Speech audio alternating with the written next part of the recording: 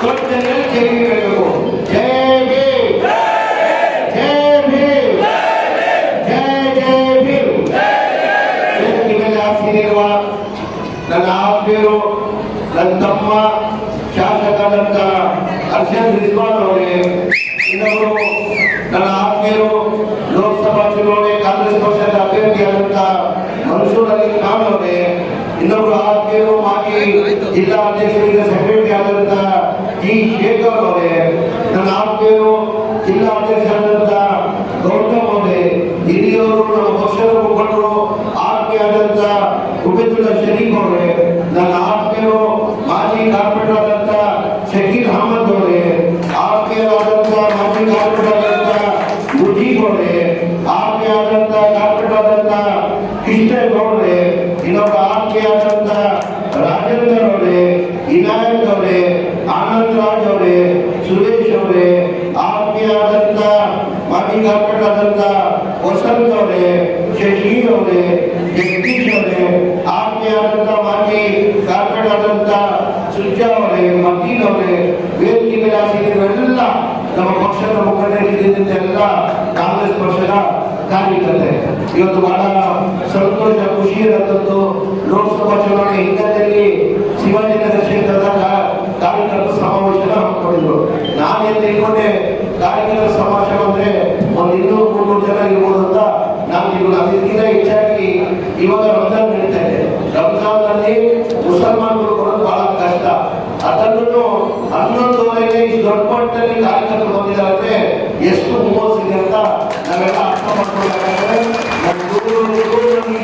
ಬಂದು ಶಿವಾಜಿನಗರ ಕ್ಷೇತ್ರದಲ್ಲಿ ಇವತ್ತು ಏನು ನನ್ನ ತಮ್ಮ ರಿಜ್ವಾನ್ ಅವರು 26,000 ಲೀಡರ್ ಗೆದ್ದಿದ್ದಾರೆ. ನನ್ನ ಅನಿಸಿಕೆ ಮನ್ಸೂರ್ ಇಲಾಖೆ ಕನಿಷ್ಠ ಈ ಜೋಶ್ಗಳು 40,000 ತಗೊಂಡಿರೋದ ನನ್ನ ವಿಶ್ವಾಸ. ಅದು ರಂಜಾನ್ ತಿಂಗಳಲ್ಲಿ ಉಪವಾಸದಲ್ಲಿ ಇಷ್ಟಪಟ್ಟಂತ ಒಂದು ಕಾರ್ಯಕರ್ತಂತೂ ನನ್ನ ನಿರೀಕ್ಷೆ ಇರ್ತಿರಲಿಲ್ಲ.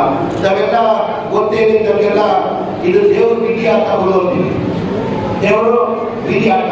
ರಿಜ್ವಾನ್ ಅವರು ಎಡಬಾಡಿ ಲೋಕಸಭಾ ಚುನಾವಣೆ ನಿಂತಿದ್ರು, ಮೊನ್ನೆ ಚುನಾವಣೆಯಲ್ಲಿ ಬಹಳ ಕಡಿಮೆ ಅಂತ ಹೋಗಿದ್ರು. ನಾವೇನೋ ಗೆದ್ದೇ ಅಂತ ತಿಳ್ಕೊಂಡಿದ್ವಿ.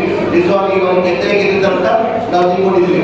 ರಿಜ್ವಾನ್ ಅವ್ರು ಗೆದ್ದಿದ್ರೆ ಏನಾಗೋರು, ಎಂಕೆ ಆಗಿ ದಿಲ್ಲಿ ಹೇಳ್ಬೋದು. ಅಂದ್ರೆ ಅದು ದೇವರಿಗೆ ಇಚ್ಛೆ ಇಷ್ಟ ಆಗಿಲ್ಲ ಅಂತ. ಅಂದ್ರೆ ಎಲ್ಲ ವಿಧಿ ಆಟ ಬರೋದಿಲ್ಲ. ನಾವು ಯಾವ ಕೆಲಸವನ್ನು ನಿರೀಕ್ಷೆ ಮಾಡಲಿಲ್ಲ. ರೋಷನ್ ಬೇಗ್ ಅವರು ರಾಜೀನಾಮೆ ಕೊಡ್ತಾರೆ, ಬಿಜೆಪಿ ಹೋಗ್ತಾರೆ, ಬೈ-ಎಲೆಕ್ಷನ್ ಬರ್ತದೆ, ರಿಜ್ವಾನ್ ಅವ್ರು ಗೆಲ್ತಾರೆ, ನಾವು ಯಾವುದೂ ನಿರೀಕ್ಷೆ ಇಲ್ಲ. ಅಂದ್ರೆ ಆ ದೇವರಿಗೆ ರಿಜ್ವಾನ್ ಎಮ್ಎಲ್ಎ ಉಳಿಸ್ಕೊಳ್ಬೇಕಾಗಿತ್ತು. ಹಾಗಾಗಿ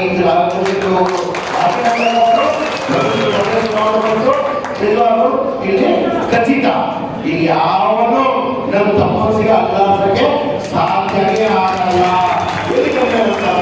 ಒಬ್ಬ ಕೆಲಸಗಾರ ಎಲ್ಲರಿಗೂ ವಿಶ್ವಾಸ ತಗೊಂಡಿರ್ತಾರಂದ್ರೆ ನನ್ನ ಅನಿಸಿಕೆ ನನ್ನ ತಮ್ಮ ರಿಜ್ವಾನ್ ಅವರು. ಅದ್ರ ಜೊತೆಗೆ ಅಭಿವೃದ್ಧಿ, ನನ್ನ ಅನಿಸಿಕೆ ಶಿವಾಜಿನಗರಲ್ಲಿ 50 ವರ್ಷ ಇತಿಹಾಸದಲ್ಲಿ ಅಭಿವೃದ್ಧಿ ಕೆಲಸ ನಡೆದಿಲ್ಲ. ಆ ತರ ಅಭಿವೃದ್ಧಿ ಕೆಲಸ ನಡೆದಿದೆ ಅಂದ್ರೆ ನಾವು ರಿಜ್ವಾನ್ ಅವರು ಸ್ಮಾರ್ಟ್ ಸಿಟಿಯಲ್ಲಿ ನಾನು ಮೆಂಬರ್, ಅವರು ಮೆಂಬರ್. ನಾನು 5 ಬಾರಿ ಎಮ್ಎಲ್ಎ ನೋಡಿ, ನನ್ನ ಓಟೆ ಕೊಡೋದಾಗಬೇಕಲ್ಲ, ನನ್ನ ಓಟೆ ಕೊಡೋದು. ನಾನು ಎಮ್ಎಲ್ಎ ಸ್ಮಾರ್ಟ್ ಸಿಟಿ, ನಾನು ಮೆಂಬರ್ ಆಗಿ ಸ್ಮಾರ್ಟ್ ಸಿಟಿಯಲ್ಲಿ, ಇವರು ಮೆಂಬರ್ ಆಗಿದ್ದಾರೆ ಸ್ಮಾರ್ಟ್ ಸಿಟಿಯಲ್ಲಿ. ಇವರು ಮೊದಲೇ ಬಾರಿ ಎಮ್ಎಲ್ಎ, ನಾನು 4 ಬಾರಿ ಎಮ್ಎಲ್ಎ ಆಗಿದೆ. ಈಗ ಅದನ್ನೆಲ್ಲ ಯಾವ ಜಾಸ್ತಿ ತಗೊಳ್ಬೇಕು, ನಾನು ತಗೊಂಡ್ರೆ ಅವ್ನು ತಗೊಳ್ಬೇಕ. ಅವ್ನು ಎಷ್ಟು ದುಡ್ಡು ಇರ್ಬೋದು, 3 ಲಕ್ಷ ಕೊಟ್ಟು ಅವ್ನು ತಗೊಳ್ಬೇಕ. ಎಲ್ಲರಿಗಿಂತ ಹೆಚ್ಚಾಗಿ ಈಗ ಜನ ನಮ್ಗೆ ಕೇಳ್ತಾರೆ, ಏನ್ ಸರ್ ರಿಜ್ವಾನ್ ಅವರು ಮೊದಲೇ ಬಾರಿ ಎಮ್ಎಲ್ಎ ಆಗಿ ಸ್ಮಾರ್ಟ್ ಸಿಟಿಯಲ್ಲಿ ಸರ್ದಾರ ತಗೊಂಡಿದ್ದಾರೆ, ನೀವು 6 ಬಾರಿ ಎಮ್ಎಲ್ಎ ಆಗಿ ನೀವು ಅದನ್ನ ತಗೊಂಡಿಲ್ಲ ಅಂದ್ರು. ನಾನು ಏನ್ ಮಾಡಪ್ಪ, ನನ್ನ ತಗೊಂಡು ಬುದ್ಧಿ ಜಾಸ್ತಿ, ಬುದ್ಧಂತ ಅವನು ಕ್ಷೇತ್ರದ ಬಗ್ಗೆ ಕಾಲೇಜ್ ಜಾಸ್ತಿ, ಹಂಗಾಗಿ ತಗೊಂಡಿದ್ದಾರೆ. ಅಂದ್ರೆ ಈಗ ನಾನು ಏನಕ್ಕೆ ಕೇಳ್ತಾ ಇದ್ದೀನಿ ಅಂದ್ರೆ, ದೇವರು ವಿಧಿಯಾಟ. ಯಾವುದು ಮನ್ಸೂರ್ ಖಾನ್ ಅವರು ಚುನಾವಣೆ ನಿಲ್ತೀರ ಅಂತ ನಿಂತಿರಲಿಲ್ಲ. ನಾವು ಇವಾಗ ಏನಾದ್ರು ಆಗಿ ರಿಜ್ವಾನ್ ಅವ್ರನ್ನ ನಮಗೂ ಅನ್ಸಿದ್ದು, ನಮ್ಮ ದಿಲ್ಲಿಯಲ್ಲಿ ನಮ್ಮ ತಮ್ಮಲ್ಲಿದೆ, ನಮ್ಗೆಲ್ಲ ಒಂದು ಶಕ್ತಿ ಇರ್ತದೆ, ರಿಜ್ವಾನ್ಗೆ MP ಮಾಡ್ತಾರೆ, MP ಬಾರಿ ಗೆಲ್ತಾರೆ ಅಂತ ಹೇಳಿ ನನ್ನ ಆಸೆ ಇದ್ದಿದ್ದು.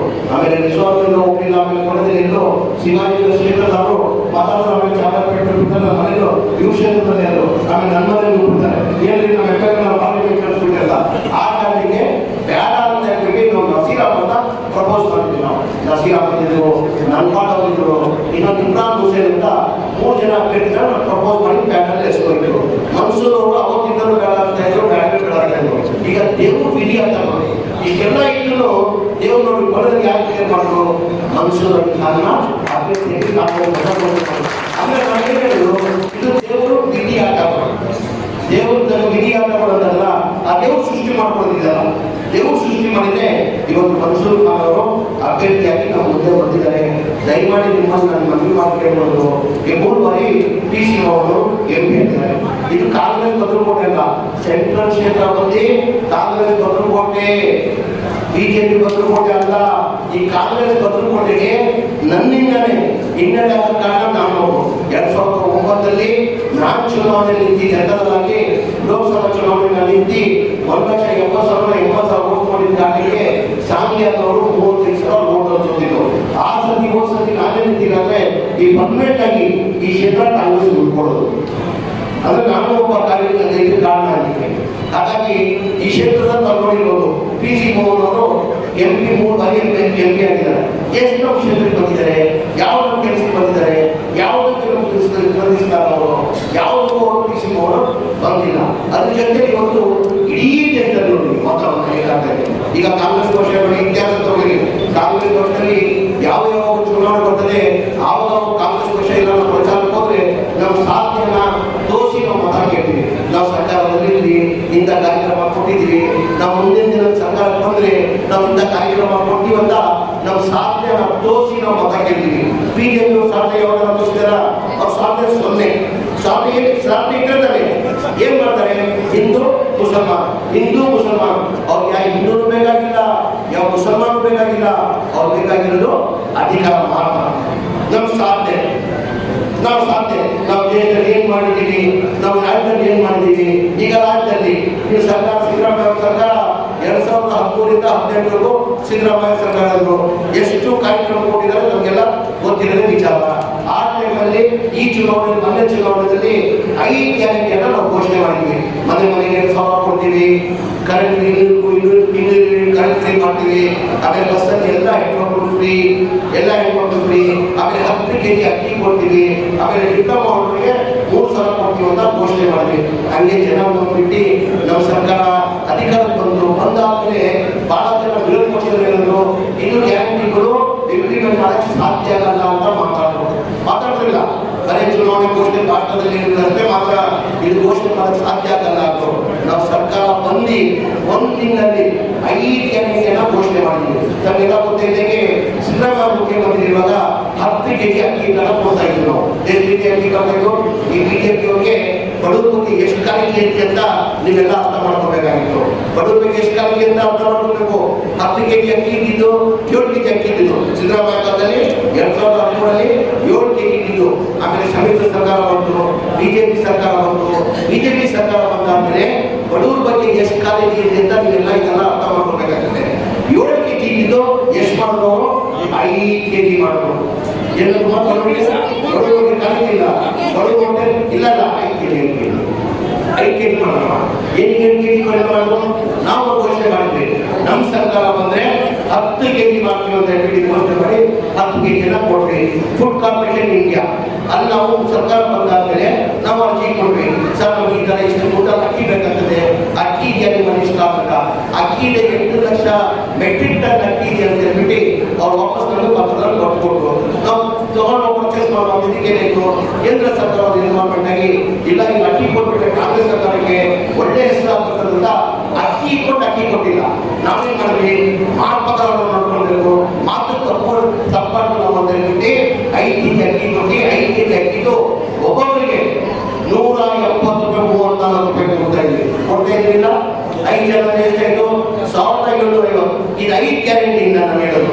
5 ಗ್ಯಾರಂಟಿಯಿಂದ ಎಷ್ಟು ಬರ್ತದೆ, ಮನೆಗೆ 2,000 ಕೊಡ್ತಾ ಇದ್ರಿಂದ ಎಲ್ಲ ಮನೆಗೆ ಆರೋಗ್ಯ ಪೈಸೆ ಆರೋಗ್ಯ ಪೈಸೆ ಒಂದು 14 ಕೈಯಲ್ಲಿ ಯಾರ್ಯಾರು 2,000 ಕೊಡ್ತಾ ಇದೆ.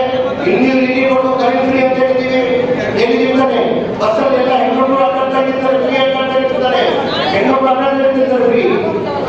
ಇನ್ನು ಕರೆಂಟ್ ಫ್ರೀ ಸಿಗ್ತದೆ ಅಂದ್ರೆ ಒಂದ್ ಮನೆಗೆ ಕನಿಷ್ಠ ನನ್ನೊಂದಿಗೆ ಲೆಕ್ಕ ಮಾಡ್ಕೊಂಡು ನಾವು 5 kg ಹಣ ದುಡ್ಡು ಕೊಡ್ತಾ ಇದ್ದೀವಿ. ನಾವು ಬರೀ 170 ರೂಪಾಯಿ ಕಾಡ್ತಾ ಇರೋದು. ಮನೆಯಲ್ಲಿ 5 ಜನ ಇರ್ತಾರೆ, 5 ಜನ ಅಂದ್ರೆ 1,750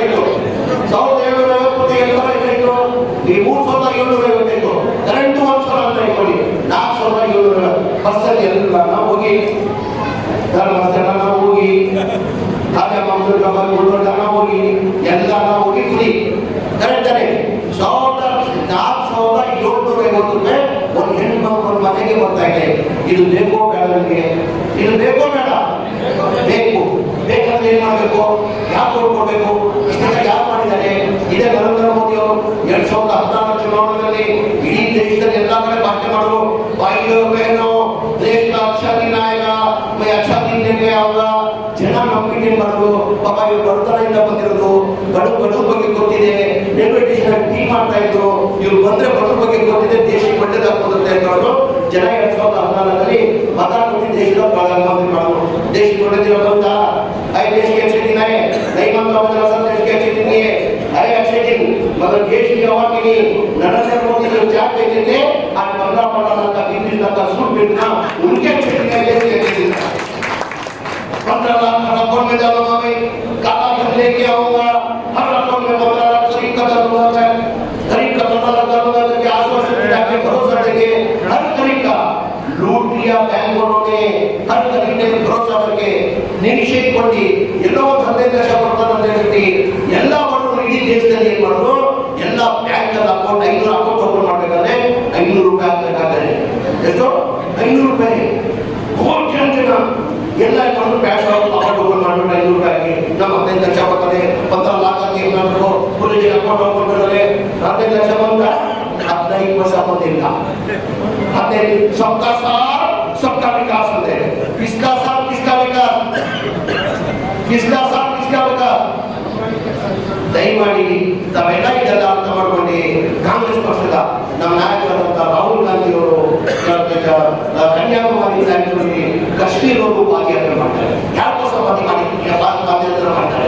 ಅವ್ರು ಗೊತ್ತಿದೆ ದೇಶದಲ್ಲಿ ತಿರ್ಗಾ ಬಿಜೆಪಿ ಬಂದ್ರೆ ಏನಾಗ್ತದೆ ಗೊತ್ತಿದ್ರು ಇವತ್ತು ದೇಶದಲ್ಲಿ ಪಾದಯಾತ್ರೆ ಮಾಡ್ತಾರೆ. ಯಾಕೋಸ್ಕರ ಮಾಡಿದ್ದಾರೆ? ಅವ್ರಿಗೋಸ್ಕರ ಮಾಡಿದಾರ? ನಮ್ಮ ದೇಶಕ್ಕೋಸ್ಕರ ನಮ್ಮ ಜನಗಳು ಒಳ್ಳೆದಾಗಲಿ ಅಂತ ಹಿನ್ನೆಲೆಯಲ್ಲಿ ಇವತ್ತು ರಾಹುಲ್ ಗಾಂಧಿ ಅವರು ಪಾದಯಾತ್ರೆ ಮಾಡಿದ್ರು. ದಯಮಾಡಿ ಇದೆಲ್ಲ